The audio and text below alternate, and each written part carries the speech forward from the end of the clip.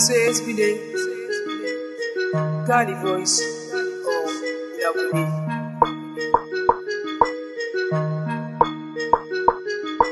Haba politician waya kuke so ku gan mu ne, wasu kun tura muku shewa sannan ku bar mu ne, kun manta haƙƙin mu yara taya a wuyan ku ne, kun samu a wahala kusa kuke mu kanji ne, kuke mulkin mu amma haƙƙin mu dukun hanji me, dalilin zaben ku an soka wuka ciki tali me, iyaye na ƙwallon Allah ta musu matasa, faɗan da baya dawo a dawo ka har da kusa, wai yaushe za ku yi maganin hakan tuni mun kosa, kun mun furta batu a ce da mu ba mu da kunya, anya ko wannan tsarin yana da ƙamshi na gaskiya, kuna ta sakoyin ku kun talaka na shan wuya, zai dau iyalansa duka maza da mata su zabi wanda zai canza bara gurbin kasata, sai kaga karshe ya kare ta wanda baya fata, to ya za a gyara haka ne shugabanni, gashi wuya ta sa talaka duk mun canza launi, mun bar wa Allah sai ya san da mu shi zai yi magani, Allah idan da masu shiriwa ka shirye su, idan sun bujire maka Allah kai maganin su,